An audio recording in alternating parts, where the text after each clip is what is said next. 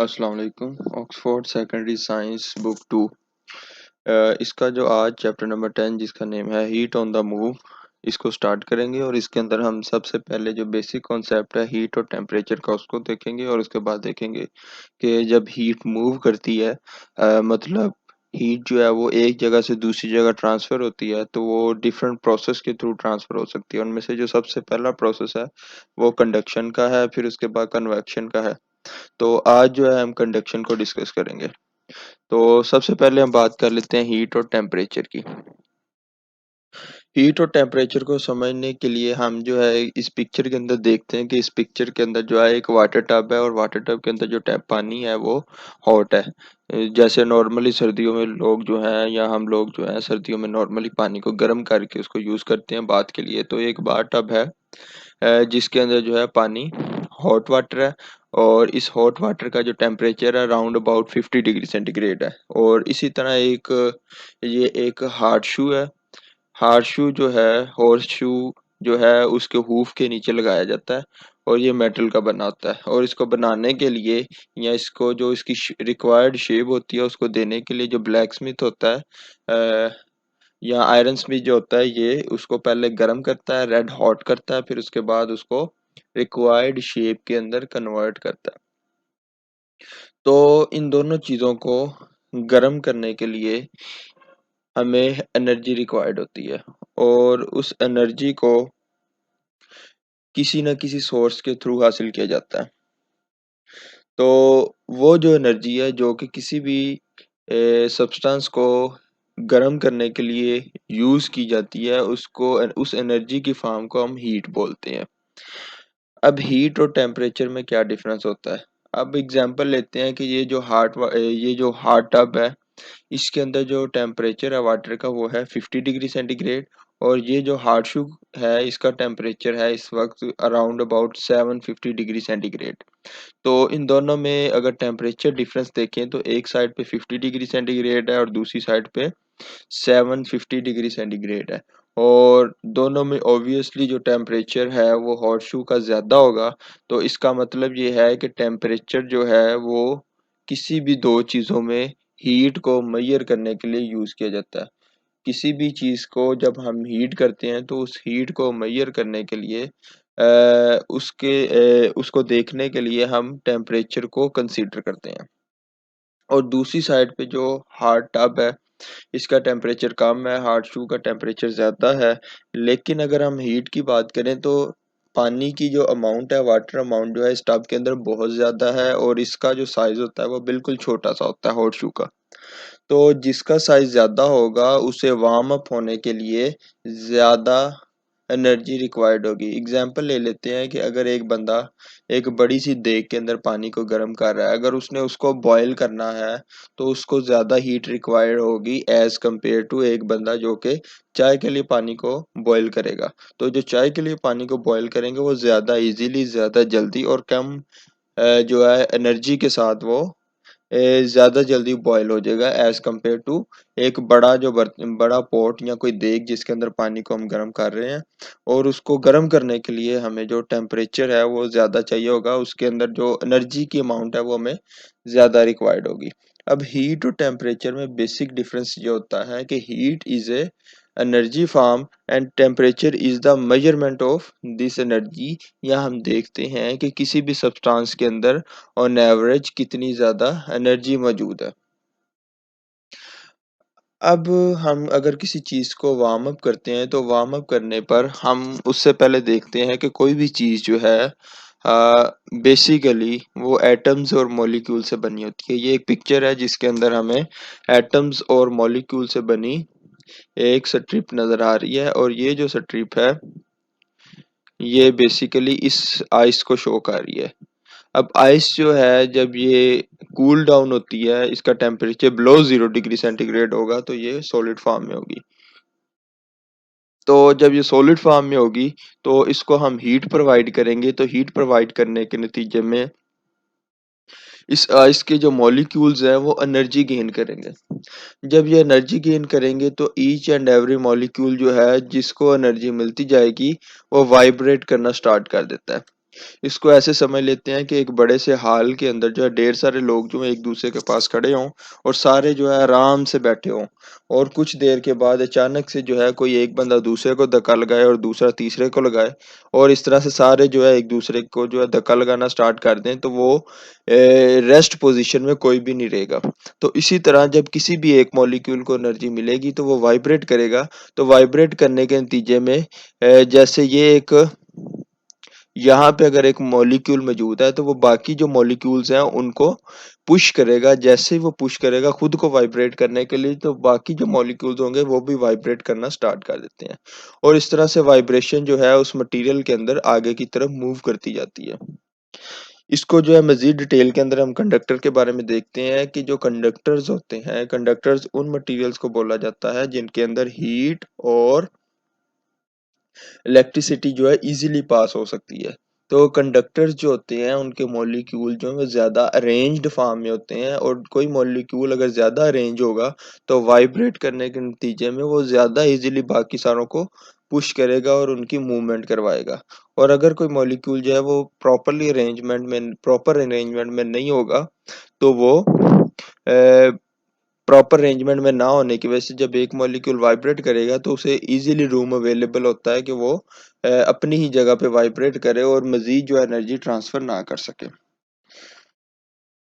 अब जैसे जैसे ये मॉलिक्यूल वाइब्रेट करता जाएगा तो इसकी वजह से वो आगे की तरफ जो है वो वाइब्रेशन जो है ट्रांसफर होती जाएगी और जैसे जैसे वाइब्रेशन आगे की तरफ ट्रांसफर होती जाएगी तो मजीद जो है आगे वाले मॉलिक्यूल्स वो एनर्जी गेन करने की वजह से वार्म अप होते जाएंगे। मतलब उनका टेम्परेचर जो है वो राइज होता जाएगा और टेम्परेचर राइज होने का मतलब ये है कि उसके अंदर हीट की अमाउंट जो है वो ज्यादा होती जा रही है। इसी तरह ये एक और पिक्चर नीचे दिखाई जा रही है कि ये एक रॉड है जिसके अंदर मॉलिक्यूल जो है वो शुरू में जो है हीट के पास है तो वो जैसे जैसे वार्म अप होंगे तो वो आगे अपनी एनर्जी ट्रांसफर करते जाएंगे और जैसे जैसे एनर्जी ट्रांसफर होती जाएगी तो ये वाले मॉलिक्यूल जो दूसरे एंड पे मौजूद हैं ये रेस्ट फॉर्म में मौजूद हैं और जब ये मॉलिक्यूल्स अपनी एनर्जी ट्रांसफर करेंगे तो आहिस्ता आहिस्ता जो है ये एनर्जी आगे की तरफ ट्रांसफर होती जाएगी तो टेम्परेचर भी जो है इस एंड का बढ़ता जाएगा। शुरू में ये वाला जो एंड है इसका जो टेम्परेचर है वो एक नॉर्मल टेम्परेचर रूम टेम्परेचर के ऊपर मौजूद है और ये वाला एंड जो है इसका टेम्परेचर जो है इस हीट सोर्स की वजह से रूम टेम्परेचर से ज़्यादा होता है।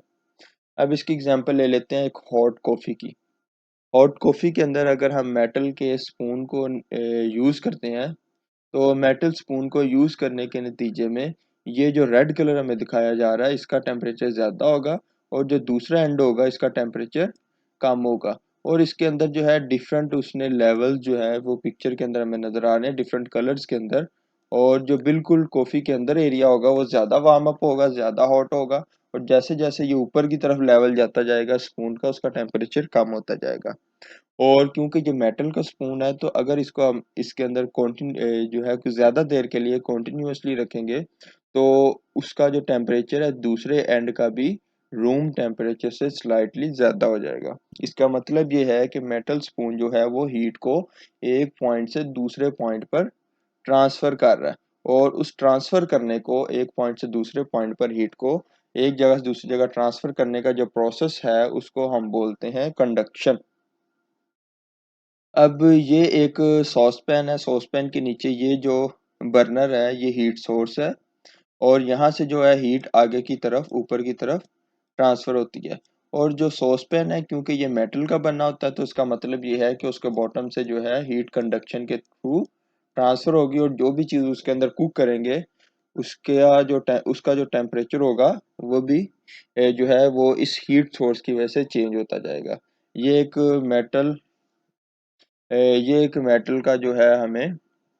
सॉसपैन दिखाया जा रहा है और इस मेटल सॉसपैन का जो रेड एरिया है नीचे वो शो करता है कि इसका टेम्परेचर ज़्यादा है और जो ये अब नीचे बर्नर से जो है हीट जो है अब्जॉर्ब करता है और अब्जॉर्ब करने के बाद उस हीट को आगे ऊपर की तरफ ट्रांसफ़र करता है और जो भी चीज़ इसके ऊपर कुक हो रही होगी उसका टेम्परेचर भी चेंज हो जाएगा। अब कंडक्टर्स की तो हमने बात कर ली कि कंडक्टर्स ऐसे मटेरियल को बोलते हैं जो हीट को ट्रांसफर कर सकता है एक जगह से दूसरी जगह। मतलब उसके एक पॉइंट से दूसरे पॉइंट पर हीट ट्रांसफ़र हो सकती है। और इस हीट के ट्रांसफ़र होने का मतलब है कि हीट जो है कंडक्शन के साथ-साथ एक और फिनोमेना होता है जिसके अंदर हीट अगर किसी मटेरियल में से पास नहीं हो रही तो उसको जो है हम बोलते हैं इंसुलेशन। अब इंसुलेशन और कंडक्शन में क्या डिफरेंस होता है? इंसुलेशन उस मटेरियल में होती है जो किसी भी चीज़ में से कोई भी ऐसा मटेरियल जिसमें से हीट ट्रांसफ़र ना हो सके उसे हम उस मटेरियल को हम इंसुलेटर बोलते हैं और इंसुलेटर के अंदर हीट ट्रांसफ़र ना होने के प्रोसेस को हम इंसुलेशन बोलते हैं। और दूसरी साइड के ऊपर जो कंडक्टर है वो मटेरियल जो कि हीट को अपने अंदर से ट्रांसफ़र कर सकता है और ऐसा जो मटेरियल जिसमें से हीट ट्रांसफ़र हो सकती है उसको हम कंडक्टर बोलते हैं। अब कुछ मटेरियल ऐसे होते हैं जो कि हीट को जो है वो ज़्यादा इजीली और परफेक्टली जो है हीट को ट्रांसफ़र कर सकते हैं और उसके अंदर जो बेसिक जो हमारे पास एग्जांपल है वो जितने भी मेटल्स हैं नॉर्मली जितने भी मेटल्स हैं वो सारे के सारे हीट को ट्रांसफ़र करते हैं और जो नॉन मेटल्स होते हैं वो ज़्यादातर उनमें से मटेरियल जो है वो जो है नॉन मेटल जो है वो इंसुलेटर होते हैं। अब इंसुलेटर की एग्जांपल है हमारे पास जो है वाटर, ग्लास, प्लास्टिक, वुड, कुक पेपर कॉर्क लकड़ी के पीस को कहते हैं और इसी तरह paper, clothes, air, wool, plastic foam, polystyrene, fibre glass और जो बर्ड्स के फीदर होते हैं ये सारी की सारी एग्जांपल्स हैं हमारे पास इंसुलेटर्स की। और मेटल्स के अंदर जो मोस्ट कॉमन मेटल्स हैं जो हीट को ज़्यादा परफेक्टली जो है वो ट्रांसफ़र करती हैं उनमें कॉपर, एल्यूमीनियम और सिल्वर आ जाती हैं। अब इंसुलेशन की हम बात कर रहे हैं तो इंसुलेशन के अंदर ये आपको एक पिक्चर दिखाई जा रही है जिसके अंदर एक बर्ड है और सर्दियों में नॉर्मली जो है बर्ड इस तरह से हमें दिखाई देते हैं जब टेम्परेचर बहुत ज़्यादा लो होता है। तो बर्ड्स क्या करते हैं कि अपने फीदर्स एक तो उनके फीदर जो है वो इंसुलेशन का काम करते हैं, लेकिन सर्दियों में एक्स्ट्रा इंसुलेशन जो है उसको मेंटेन करने के लिए या अपने टेम्परेचर को जो है रिज़र्व करने के लिए बर्ड्स क्या करते हैं अपने फीदर्स को फ्लफ़ कर लेते हैं और अपनी स्किन और फीदर के दरमियान में एक बारीक एयर की लेयर जो होती है उसको ट्रैप कर लेते हैं। अब जो ट्रैप्ड एयर होती है वो इंसुलेशन का काम करती है। जैसे कि अभी आपको एग्ज़ाम्पल्स के अंदर बताया कि बर्ड्स के फीदर और एयर जो है these are the good insulator. तो एयर क्योंकि इंसुलेशन का काम करेगी तो फीदर जो है एयर को ट्रैप करके रखेंगे उस लेयर के अंदर मौजूद जो एयर है वो हीट को ट्रांसफ़र नहीं करेगी। अभी जो है इससे पहले आपको जो है एक पिक्चर के अंदर दिखाया था और उसके अंदर मैंने बताया कि जो भी मटेरियल जिसकी अरेंजमेंट हो जो है वो ज़्यादा प्रॉपरली नहीं हुई होती मतलब वो मॉलिक्यूल जो है एक दूसरे के ज़्यादा करीब नहीं होते और उनके दरमियान में जो स्पेसिंग नहीं होती वो ज़्यादा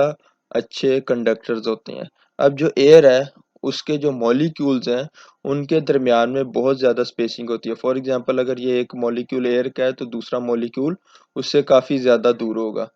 और इनके दरमियान में स्पेसिंग ज़्यादा होने की वजह से अगर कोई एक मॉलिक्यूल हीट को गेन करने की वजह से वाइब्रेट करेगा तो उसके पास जो है बहुत ज़्यादा रूम अवेलेबल होता है कि वो मूव कर सके और जो हीट है उसको वो इस वजह से ट्रांसफ़र नहीं करेगा और वो नेक्स्ट जो मॉलिक्यूल्स होगा उसको अपनी एनर्जी जो है वो कम से कम ट्रांसफ़र करेगा। जिसकी वजह से वो मटेरियल जो है एज़ ए इंसुलेटर जो है वो जो है बिहेव करता है। तो इस तरह से जो है वो कुछ मटेरियल्स ऐसे होते हैं जो कि हीट को अच्छे तरीके से ट्रांसफ़र कर लेते हैं और कुछ मटेरियल ऐसे होते हैं जो हीट को ट्रांसफ़र नहीं करते। इसी तरह जो सॉसपैन होते हैं जैसे कि सॉसपैन के अंदर हम देखें तो इसका जो हैंडल है वो प्लास्टिक का है और कुछ सॉसपैन ऐसे होते हैं जिनका हैंडल जो है वो वुड का बना होता है या प्लास्टिक का बना होता है और प्लास्टिक और वुड क्योंकि हीट के अच्छे इंसुलेटर होते हैं मतलब वो हीट को कंडक्ट नहीं करते इसलिए इसको एज ए इंसुलेटर उस मटेरियल के अंदर यूज़ किया जाता है। और इसी तरह जो है जो वुड है वो भी हीट को ट्रांसफ़र नहीं करती, जो प्लास्टिक है वो भी हीट को ट्रांसफ़र नहीं करता। पॉलीस्टाइरीन की एग्ज़ाम्पल आपको दी, पॉलीस्टाइरीन जो है ये पैकिंग फ़ोम होता है, मुख्तलिफ जो प्रोडक्ट बाज़ार से हम बाय करते हैं, तो उन प्रोडक्ट को जिस मटीरियल के अंदर फॉर्म के अंदर, वाइट कलर के फॉर्म के अंदर पैक किया जाता है, उसको पॉलीस्टायरीन बोलते हैं। अब उस पॉलीस्टायरीन के अंदर भी एयर जो है वो ट्रैप हुई होती है, उस फॉर्म के अंदर एयर ट्रैप हुई होती है, इस वजह से वो भी हीट को जो है वो ट्रांसफर नहीं करता, कंडक्ट नहीं करता, और वो इंसुलेटर के तौर पे बिहेव करता है। अब ये एक बर्ड जो है, अगर इसको देखिए और इस बर्ड में और इस पिक्चर में मौजूद जो येलो कलर का बर्ड है, इसमें हम अगर डिफरेंस देखें तो इनकी जो फीदर्स की अरेंजमेंट है, वो फीदर जो है उस इसने फ्लफ नहीं किए हुए, इस फीदर और स्किन के दरमियान में एयर ट्रैप नहीं की हुई। इसी तरह इस बर्ड ने भी अपनी स्किन के अंदर जो एयर है वो ट्रैप नहीं की हुई, और इस बर्ड ने एयर को ट्रैप किया हुआ है। और अगर इस बर्ड के इन्वायरमेंट को देखेंगे तो वो ज़्यादा कूल है, और इस बर्ड का जो टेम्परेचर है बाहर का वो ज़्यादा है। इस वजह से इस बर्ड ने एयर को ट्रैप किया हुआ है, और जो अपनी हीट को कंजर्व करने के लिए जो एयर की जो एक लेयर होती है उसको ट्रैप किया हुआ है। और नॉर्मली जो है ये जो बिहेवियर होता है हमें सर्दियों में या वैसे इलाकों में जहाँ पे बर्ड ज़्यादा कूलर एरिया में रहते हैं, वो इस तरह से बिहेव करते हैं। और गर्मियों में जो है बर्ड्स जो है वो ज़्यादा जो है पतले, और उनके जो फीदर्स होते हैं वो ज़्यादा फ्लफी नहीं होते, ताकि वो उनको क्योंकि एयर को ट्रैप करने की ज़रूरत नहीं होती, क्योंकि टेम्परेचर कंजर्व करने के लिए ज़्यादा उन्हें स्ट्रगल नहीं करना पड़ती। तो आज का टॉपिक जो था वो यहीं तक था, कंडक्शन तक। तो इसके बाद जो है हम कन्वेक्शन के प्रोसेस को देखेंगे, और कन्वेक्शन के साथ देखेंगे कि कन्वेक्शन जो है हमारे इन्वायरमेंट का जो सीजन्स हैं वो कैसे कन्वेक्शन की वजह से इफेक्ट होते हैं। मतलब हमारे जो सीजन है वो कन्वेक्शन की वजह से अपने इस पैटर्न में आते हैं। तो इस सारी चीज़ों को हम डिटेल पे आगे जाकर डिस्कस करेंगे। तो आज का टॉपिक जो है वो कंडक्शन तक था, और इसको जो है आप अच्छे तरीके से बुक से जो है इसको रीडिंग करें, और उसके बाद जो है कोई प्रॉब्लम हो तो वो मुझसे कमेंट में जो है वो पूछ सकता है। ओके, अल्लाह हाफिज़।